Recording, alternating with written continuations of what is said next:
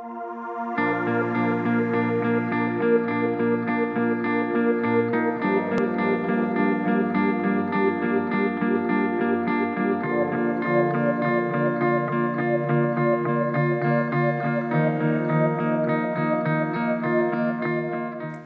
friends and welcome to a lecture on water and life. The main objectives of today's lecture are to understand the polarity of water molecules, an overview of properties of water, and a general idea of ionization of water. Let me first of all begin by highlighting the importance of water. Water is one of the most unique molecules known to man and also one of the most important to biological systems. Not only does water exist in nature in all three states of matter, solid, liquid, gas, it also covers 75% of the earth and composes roughly 78% of the human body. Moving on, let's now discuss it in detail. Pure water is colorless, odorless and tasteless, and so common that you probably never think about how unique it is and how essential to life.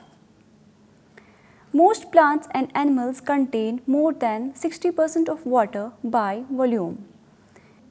Water is also an important vehicle for removing body waste products.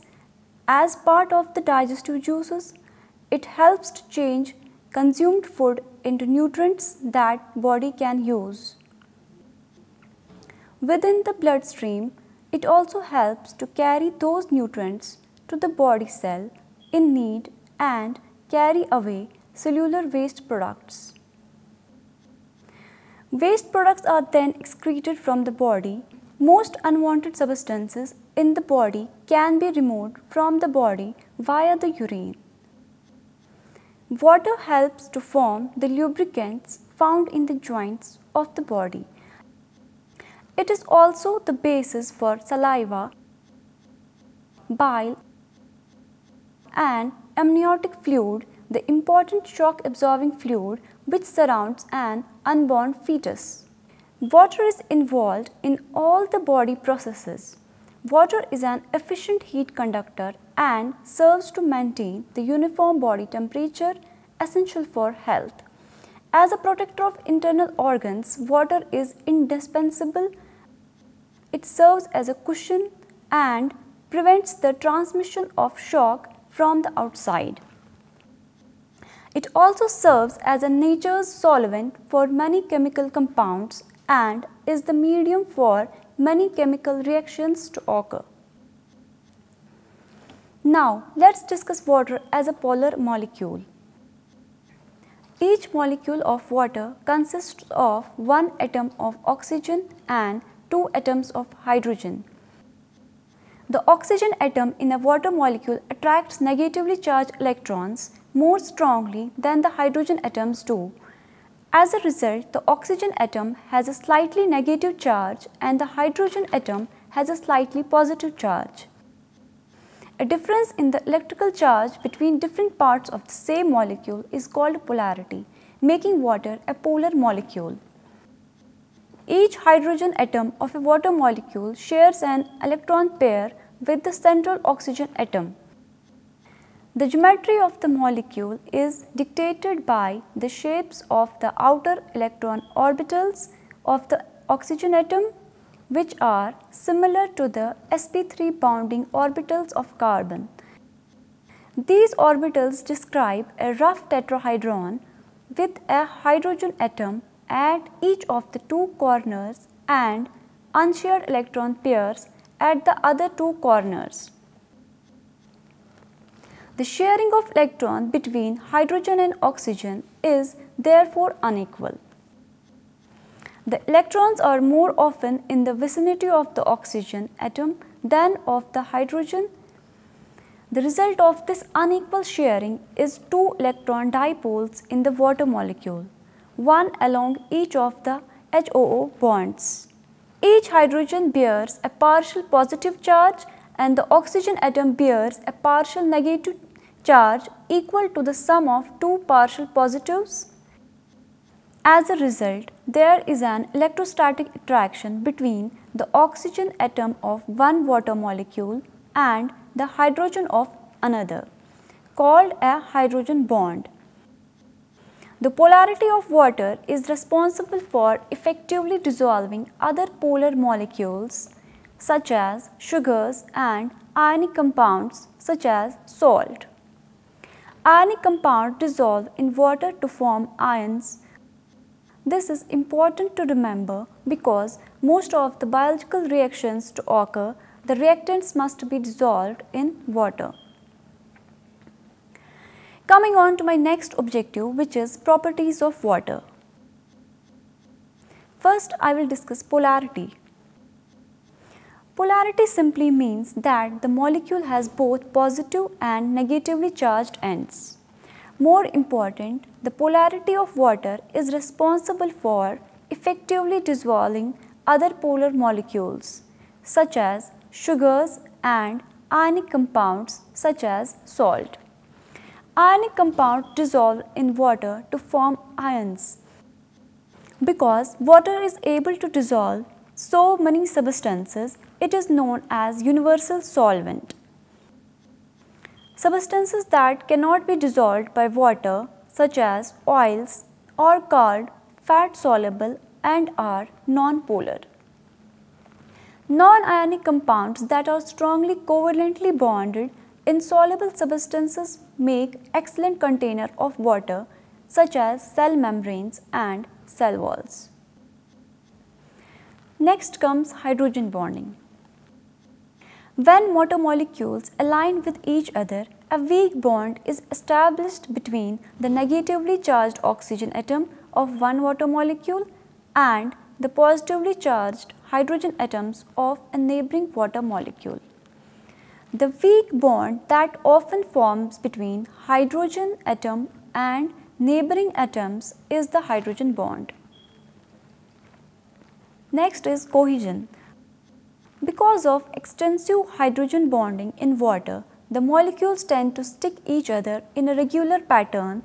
This phenomenon called cohesion is easily observed as you carefully overfill a glass with water and observe the water molecules holding together above the rim until gravity overtakes the hydrogen bonding and the water molecules spill down the sides of the glass. Now, specific heat.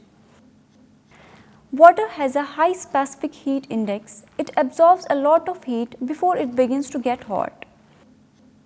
This is why water is valuable to industries and in your car radiators as a coolant. Now, it is the heat of vaporization. Water has a high heat of vaporization.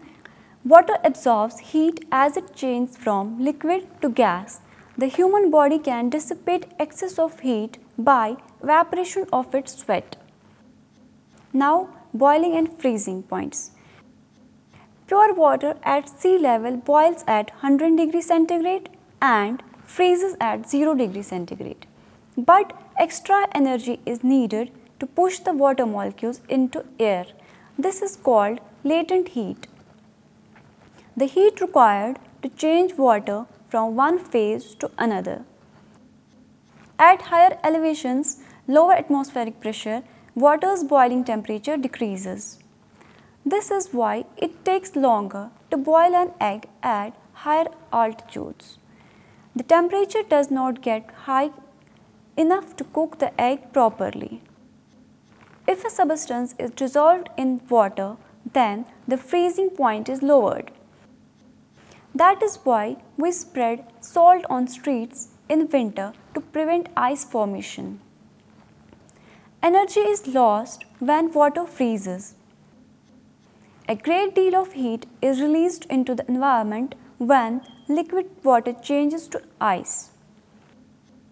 It is lost when the high energy phase of liquid water moves to the low energy phase of ice. Nights when ice freezes often feel warmer than the nights when ice melts. Coming on to the next is the water density. Water is most dense at 4 degrees centigrade and then begins to expand again, becoming less dense as the temperature decreases further. This expansion occurs because its hydrogen bonds become more rigid and ordered. As a result, frozen water, ice, floats upon the denser, colder water. The expansion of water takes place even before it actually freezes. This explains why a pond freezes from surface down rather than the bottom up. As water temperature drops, the colder water 0 to 4 degrees centigrade, where it is less dense, rises to the pond surface. It freezes to form a lid of ice. This ice insulates the water below from the wintry chill so that it is less likely to freeze. Organisms that inhabit the pond are able to survive the frigid winter below the icy surface. Coming on to the next is the solid expansion. For most substances, solids are denser than liquids, but the special property of water makes it less denser as solid. Ice floats on water. Strong hydrogen bonds formed at freezing 0 degrees centigrade lock water molecules away from each other. When ice melts, the structure collapses and molecules move close together. Liquid water at 4 degrees centigrade is about 9% denser than ice. This property plays an important role in lake and ocean ecosystems. Water molecules have a tendency to ionize. They dissociate into ions, charged particles, hydrogen ion H positive and hydroxide ion OH negative. In pure water, a very small number of water molecules form ions in this way. The tendency of water to dissociate is balanced by the tendency of hydrogen ions and hydroxide ions to reunite to form water. A neutral solution contains an equal number of hydroxide ions and hydrogen ions. A solution with a greater concentration of hydrogen ions H positive is said to be acidic. A solution with greater concentration of hydroxide ions OH negative is said to be alkaline or basic. Having understood the concept of properties of water, let's now talk about ionization of water. The self-ionization of water is an ionization reaction in pure water or an aqueous solution in which a water molecule H2O deprotonates, loses the nucleus of one of its hydrogen atom to become hydroxide ion OH negative. The hydrogen nucleus H positive immediately protonates another water molecule to form hydronium H3O positive. It is an example of autoprotolysis and exemplifies the amphoteric nature of water. The ionization of water can be represented as H2O gives H positive plus OH negative. The law of mass action can be applied, defining the equilibrium constant for the reversible ionization of water, KEQ. KEQ is equal to H positive OH negative divided by H2O. The concentration of each moiety is expressed in moles per liter m. The degree of ionization of water is very low at any given time. The amount of hydronium ions and hydroxide ions present in water is extremely small, and consequently the concentration of undissociated water molecules is virtually unchanged by this minute ionization and may be considered a constant. Let's switch over to the concept of buffer. A buffer solution is an aqueous solution consisting of a mixture of weak acid and its conjugate base, or vice versa. Its pH changes very little when a small or moderate amount of strong acid or base is added to it, and thus it is used to prevent changes in the pH of solution. Buffer solutions are used as a means of keeping pH at a nearly constant value in a wide variety of chemical applications. Many life forms thrive only in a relatively small pH range, so they utilize a buffer solution to maintain a constant pH. Each acid has a tendency to lose its proton in aqueous solution. The stronger the acid, the greater the tendency. The titration curve of a weak acid and its conjugate base shows that these compounds can be used to buffer solutions. Buffering is a consequence of two reversible reactions taking place simultaneously and reaching the equilibrium points as governed by their equilibrium constants Kw and Ka. When strong acid is added to an equilibrium mixture of weak acid and its conjugate base, the equilibrium is shifted to the left in accordance with the Le-Chatelain's principle. Because of this, the hydrogen ion concentration increases by less than the amount expected for the quantity of strong acid added. Similarly, if the strong alkali is added to the mixture of hydrogen ion, concentration decreases by less than the amount expected for the quantity of alkali added. The effect is illustrated by the simulated titration of a weak acid with the pKa is equal to 4.7. The pH changes relatively slowly in the buffer region. pH is equal to pKa plus minus 1. Centered at pH is equal to 4.7, where Ha is equal to A negative. The hydrogen ion concentration decreases by less than the amount expected because most of the added hydroxide ion is consumed in the reaction. Dear students, this was all for today's program. Thank you and goodbye.